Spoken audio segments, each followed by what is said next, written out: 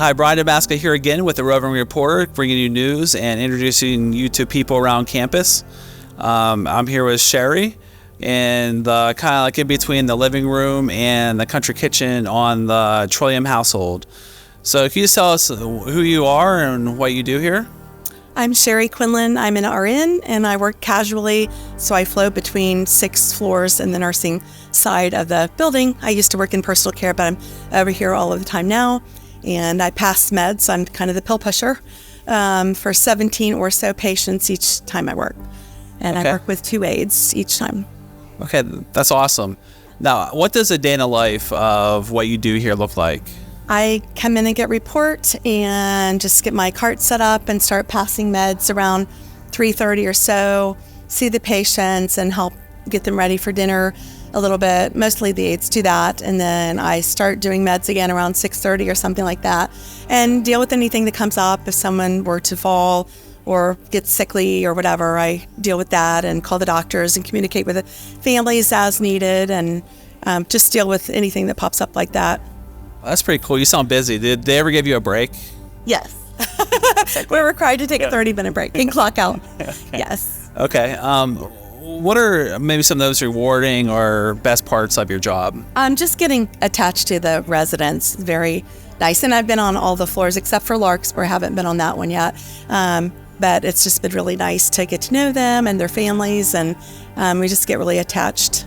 And I just try to smile and encourage them, and try to bless them when I can, because they're sweet and a blessing to me, and I just like to have that camaraderie with them and just the closeness. I enjoy that. Well, that's pretty awesome. I get to deal with my job too, so it's a blessing. Yes. Very rewarding. Are there any challenges to your job? Just when someone falls or whatever, it gets really busy at times or whatever, or if someone gets kind of sick and we're busy with other stuff already. But I don't know. I enjoy it. I feel blessed to be here. Awesome. Is there anything else you'd like to share with the residents at Passavant? Just you're very special, and we are very grateful to have you here. And as I said, we've gotten really I've only been here for since the summer of last year, but I've gotten really attached, and so you're just very special and precious, and we're grateful to have you here. Awesome. Well, thank you for your time today. Thank you. And I will see you all next time. Hello and welcome to today's edition of Monday Morning Madness. We are Rosalie and Bob Bablock, and here are the current announcements announcing the second annual To Know Us is to Love Us event. Are you a current resident who knows someone looking for a senior community to call home? Host them for a breakfast or a lunch in the bistro. Reach out to Midge in marketing for details at 724-452-1620. Come and hear the History Hobo on Thursdays at 1 p.m. in the Shoal Conference Center. The upcoming programs include the following. On February 22nd, Winter Holidays, Saints and Celebrations. On February 29th, Battle at Fort Prick and 1892 Homestead Strike. On March 7th, Trivia, Western Pennsylvania Sports. Try your feet at the line dancing class held on Mondays at 3 p.m. This class is led by Alice Norris. Join in and have some fun. Passavant Community will be hosting a blood drive. We need 20 people to pledge to donate blood. Consider donating to the Daily Bread Ministries Service Project starting February 19th through March 15th. We will be collecting men's razors, men's deodorant, and men's tight-fitting boxer briefs in sizes large and extra large.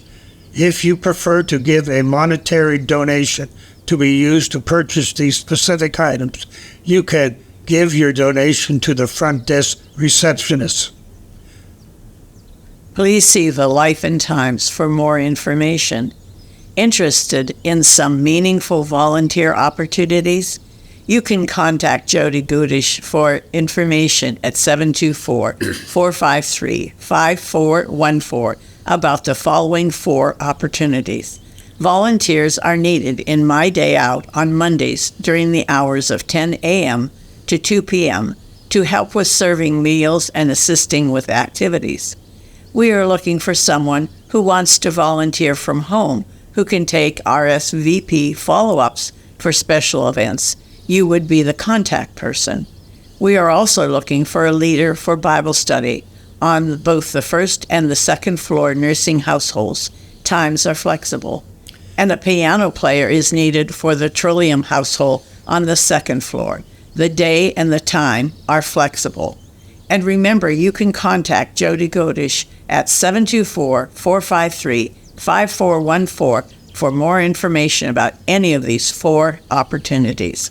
The Lenten series, The Body of Christ, will be broadcast live each Wednesday at 1 p.m. from Seaman Memorial Chapel through March 20th, and it will conclude on Monday, Thursday, March 28th. We pray you can join in the service in Seaman's Memorial Chapel or from your easy chair via Channel 900. Our Busy Hands group meets on Mondays from 1 to 2 p.m. in the Arts and Crafts Room in the Abundant Life Center, and from 3 to 4 in the Activities Room in the New Haven Court. All are welcome to come and share their talents in crocheting and knitting. The completed projects are then donated to a variety of charities. Ukulele lessons will be held the first and third Wednesday beginning in March at 11 a.m. in the music room in the Abundant Life Center. The first class is full, but you can be put on a waiting list following your life and times for information. Come and join a Wittenberg Lenten Bible study titled God Never Gives Up on You, a look at the life of Jacob, and it will be facilitated by Paul Parichin. This 5-week study will take place from 9:30 to 11 on Wednesdays in the Wittenberg Community Room. The sign-up sheet is in that community room. The second annual Abundant Life Men's Fellowship Chili Cook-Off will take place in March. Please register your entries by today, February 26th, by calling 724-452-3456. And if you want to make chili but don't have a way to transport it, we can transport it for you. Just let Sammy know you need help when you call to register. The Seaman Memorial Lutheran Church Lenten Food Drive runs through March 19th. There will be food collection baskets in the Abundant Life Center, Luther Court, and Wittenberg Place. This food drive will benefit the Butler County Food Bank. A palette knife acrylic painting class will be held on Monday from 10 a.m. to noon, beginning March 18th. The class size will be limited to 12 students. Join us for any or all of the upcoming Aspire Wellness trips. On February 27th, Sweeney Todd, a musical at North Allegheny. Bus pickup is at 3:15. On March 2nd, Something's Rotten, a Seneca Valley musical, is at 2 p.m. with bus pickup at 1. You can use your gold card for free or pay $12 at the door. On March 16th, The World Goes Round at Lincoln Park. And on March 21st, a musical at Riverside. Remember to sign up with Brian in the fitness center in order to do these trips.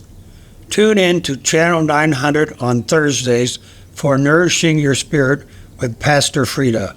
This program will be broadcast at 7 a.m., 9 a.m., noon, 6 p.m., and 10 p.m. A Great Course DVD series on world religions focuses on Jewish tradition, takes place on Mondays at 1 p.m. in the music room on the first floor of the Abundant Life Center. Announcing the Tamburitzans, who will be performing on Sunday, March 17th at 3 p.m. at Lincoln Junior Senior High School in Elwood City. Ticket prices are $30 for adults, reserved seating in advance, or $35 at the door. Student tickets are $20. There is no bus service for this event. The event is hosted by the Elwood City Rotary Club Scholarship Fund. 2 book clubs meet on the 4th Tuesday of each month in the Christ Mediator Prayer Room in the second floor of the Abundant Life Center. For information or to join, call Carolyn at 724-473-8279 for the 1:30 session, or call Elaine at 814-758-0110 for the 3 p.m. session. Books are provided by the Butler Library System. Currently, both sessions have openings. Sunday service in Seaman Memorial Chapel on the second floor of the Abundant Life Center takes place at 10:30 a.m. The scripture reading for Sunday, March 3rd will be the following: Exodus chapter 20, verses 1 through 17, and Psalm 19. The second reading is from 1 Corinthians chapter 1, verses 18 to 25. And the gospel is from John chapter 2, verses 13 to 22. And you can now watch the 10:30 Sunday worship service live on Channel 900. Catholic communion services are held in Seaman Memorial Chapel each week on Thursday at 10:30 a.m. On March 7th, a Catholic Mass will be held at 10:15. The Abundant Life Center Men's Fellowship Ministry meets the second Friday of every month in the game room at 2:30 p.m. All are invited, so mark your calendar and plan to join in. A Gently Used shop is open on Tuesdays and Thursdays from 10 a.m. to 3 p.m., and it's a great place to browse and shop. The monthly birthday party for Wittenberg residents will be held this Thursday, February 29th at 2 p.m. in the Wittenberg Activity Room. This is by invitation only for Wittenberg residents with birthdays in February and March. The Passavant Community Auxiliary Annual Spring Capital Appeal will take place from March 1st to March 31st. The focus of this appeal is upgrade your campus security, improving our infrastructure, and upgrading our server. There will be a special presentation on coins and coin history on March 5th at 1:30 p.m. in the Scholl Conference Center by Carlos T. Kearns, a member of the American Numismatic Association. The gift shop in the Abundant Life Center is open Mondays through Fridays from 10 a.m. to 4 p.m. All proceeds benefit the Auxiliary Fund, and you can place orders for your Easter candy in the gift shop now. Dwayne Davis will perform his music on Friday, March 8th at 1 p.m. in the Scholl Conference Center. Come enjoy a violin recital at 1 p.m. Wednesday, March 13th in the Scholl Conference Center. Sign up for the Ohio Theater bus trip to see the musical production of Ruth, which will be held on Wednesday, June 26th. The day trip will take place from 8:30 a.m. to 7:30 p.m. The cost is $120, which includes the buffet, the show, and the bus. Look at the next Life and Times or pick up a flyer at the reception desk in the Abundant Life Center for information. If interested, you might sign up at the reception desk by March 15th. Rich Bruning will be entertaining us on keyboard and vocals on Tuesday, March 12th at 1 p.m. Men's Night Out will be held Monday, March 11th in the Scholl Conference Center. The social hour will begin at 4:30 and dinner begins at 5. We can accommodate 25 men at this event. The Harmony Weavers will be here on Tuesday, March 26th at 1 p.m. Gene Chesta will bring his musical talents to share on April 1st in Scholl Conference Center at 1 p.m.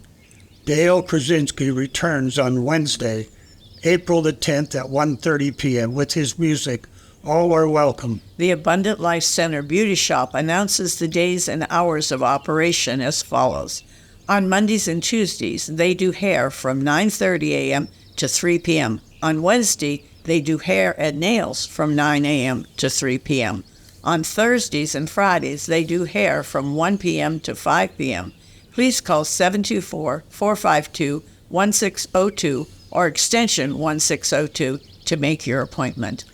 And thank you for watching this edition of Monday Morning Madness, which is broadcast every Monday at 7 a.m., 9 a.m., noon, 6 p.m., and 10 p.m. You can also watch this broadcast at any time on our YouTube channel. Just search on Aspire Wellness. We hope you find this broadcast to be a quick and convenient way to hear the announcements. Please continue to watch Channel 900 throughout the week for daily updates and cancellations. This is Bob And Rosalie. Matlack. Have a great week.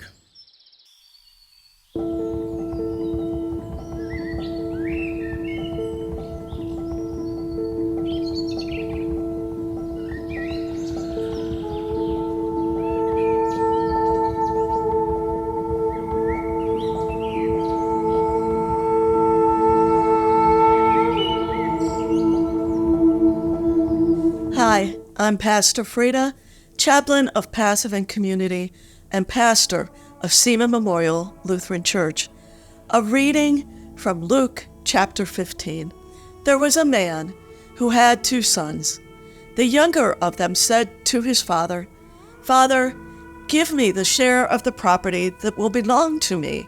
So he divided his property between them.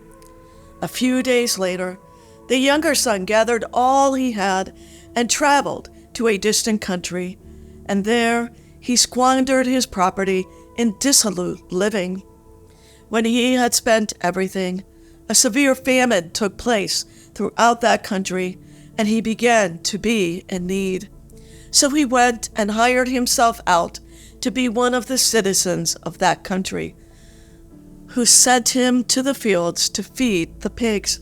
He would gladly have filled himself with the pods that the pigs were eating, and no one gave him anything. But when he came to himself, he said, "How many of my father's hired hands have bread enough and to spare? But here I am, dying of hunger. I will get up and go to my father, and I will say to him, 'Father, I have sinned against heaven and before you. I am no longer worthy to be called your son. Treat me like one of your hired hands.' So he set off and went to his father. But while he was still far off, his father saw him and was filled with compassion. He put his arms around him and kissed him. Then the son said to him, 'Father, I have sinned against heaven and before you. I am no longer worthy to be called your son.' But the father said to his slaves, 'Quickly, bring out a robe, the best one, and put it on him. Put a ring on his finger and sandals on his feet. And get the fatted calf and kill it, and let us eat and celebrate. For the son of mine was dead and is alive again. He was lost and is found.' And they began to celebrate. Now the elder son was in the field, and when he came and approached the house, he heard music and dancing. He called one of the slaves and asked what was going on. He replied, 'Your brother has come, and your father has killed the fatted calf, because he has got him back safe and sound.' Then he became angry and refused to go in. His father came out and began to plead with him. But he answered his father, 'Listen, for all these years I have been working like a slave for you, and I have never disobeyed your command. Yet you have never given me even a young goat, so that I might celebrate with my friends. But when this son of yours came back, who has devoured your property with prostitutes, you killed the fatted calf for him.' Then the father said to him, 'Son, you are always with me, and what is mine is yours. But we had to celebrate and rejoice, because this brother of yours was dead and has come to life. He was lost and has been found.'" So, let's talk about each of the figures in this parable. The father. This was a culture that was based on honor and shame, and to give the inheritance to someone before he died, that was not the right thing to do. And when the younger son comes home, the father runs to greet him. In that culture, the father would not be the one to run to the son. The son should be the one coming to the father. The Father is forgiving, filled with compassion, and the Father welcomes the Son home.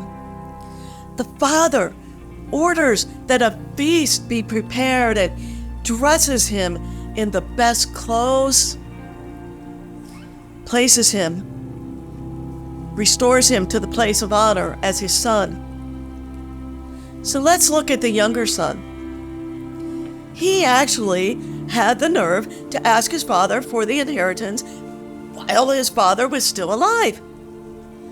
And the father, shockingly, gives it to him and his brother. A few days later, the younger son takes off and he squanders the money.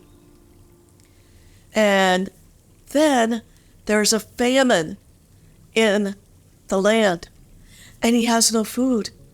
And he finds himself feeding the pigs. Now, remember, this was a Jewish person, and being near pigs would make him unclean. He decides, I'm going to go back to my father and offer to be his servant. He even rehearses what he's going to say when he comes home.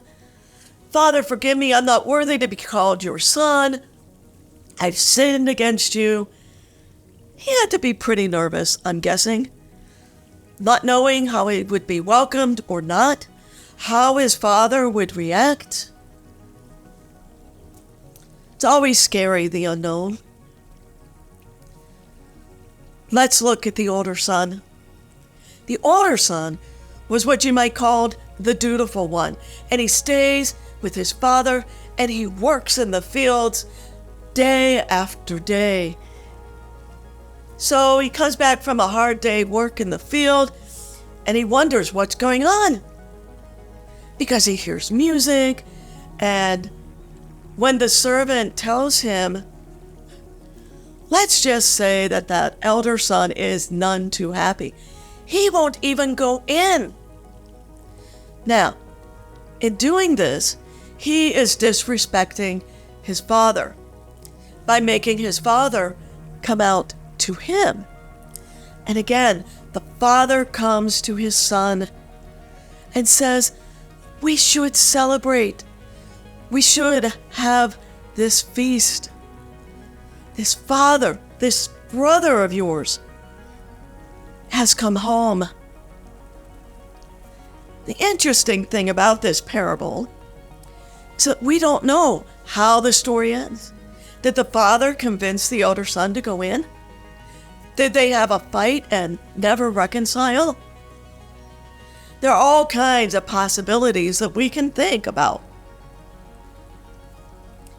Throughout our lives, there are times we are like each of the characters in the parable.